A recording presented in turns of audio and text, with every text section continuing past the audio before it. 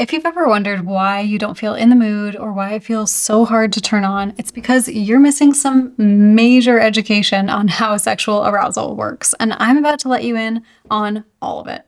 My name's Hannah, also known as the Libido Fairy, and I have helped hundreds of women go from feeling shut down and disconnected to turned on and really enjoying their sex lives. So in this video, we are diving into how sexual arousal really works for women, what blocks sexual arousal, and how to actually get turned on even if it's been years since you felt that feeling and that spark. So first, let's get into the lies that you have been taught.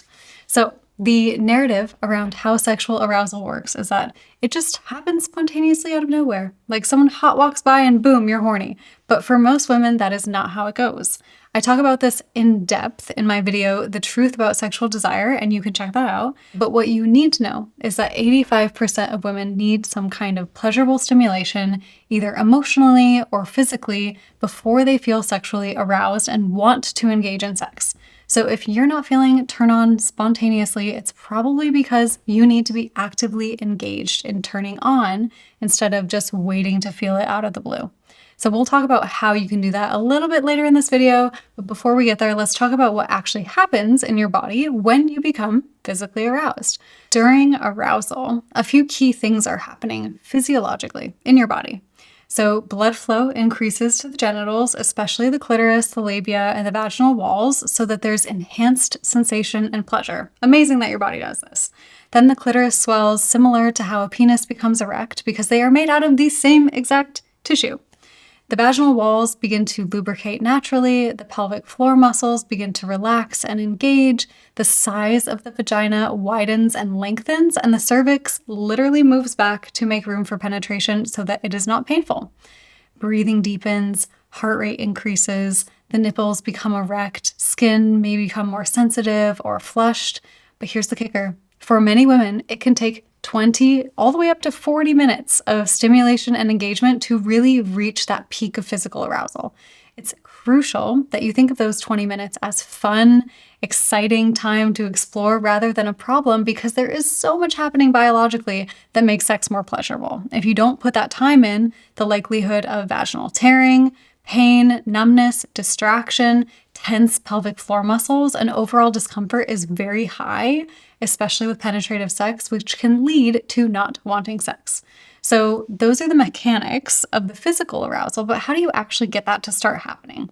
I'm about to break that down, but if you're enjoying this video so far, go ahead and give it a thumbs up and subscribe for more intimacy and relationship education. So instead of thinking of it in terms of turning on, I want you to start thinking of it in terms of two key systems working at the same time: turn-ons and turn-offs. It might seem really simple, but most of us only focus on half of the equation. We try to push the gas of turn on without realizing that there could be some significant things in our environment pushing the brake of turn off.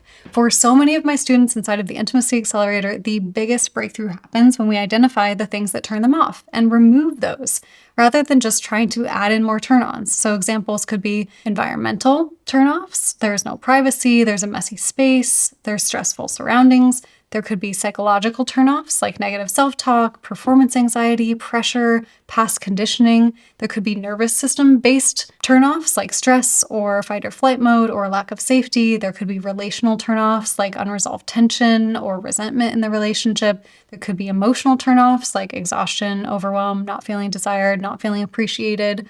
If you can support and remove some of those things or just adjust them, you take such a huge step towards arousal. Something that's also super important to note here is that both turn-offs and turn-ons work like a gradient, not like a light switch. There's not turned on or turned off. There is only how turned on are you and how turned off are you at the same time. Feeling sexually aroused is going to be a matter of dimming down as much as you can those turn-offs and increasing the intensity and the brightness of the turn-on. So let's talk about how to do that. There are three major factors that can increase turn-on and arousal for women, especially in long-term relationships. Number one is emotional connection. So if you are not feeling emotionally safe or seen or connected, you're probably not going to be able to get to the space of full arousal. This especially is true in long-term relationships where emotional intimacy is the foundation for physical intimacy. Connection creates safety. Safety opens a door to pleasure and exploration and play and really expansive sex. And another major critical factor here is around pressure. Feeling that there is not pressure to have sex and there's a true depth of safety and care for your pleasure is crucial to feeling that emotional connection.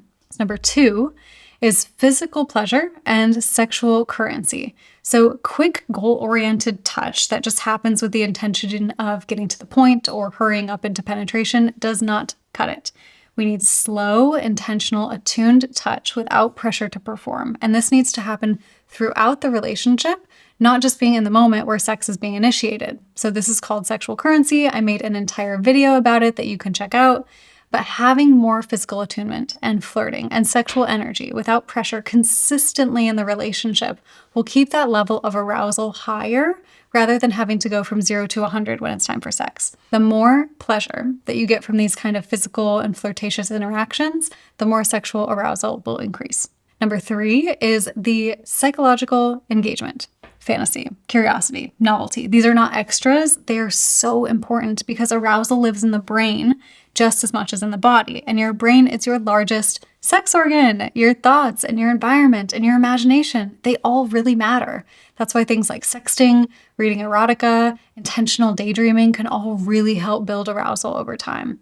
Dirty talk or hearing I love you, making sounds or music can all really also enhance that psychological engagement. But this is also why the wrong music, intrusive thoughts, distraction, or a busy mind can reduce arousal. So engage the brain in the present moment with pleasure and regulate your nervous system to have even more psychological arousal. Now, we have covered so much in this video about how you can feel more turned on, but if you are still wondering exactly what type of stimulus is going to turn you on and what you need to turn off, I made you a free quiz that will tell you. So you can find the quiz in the description box below.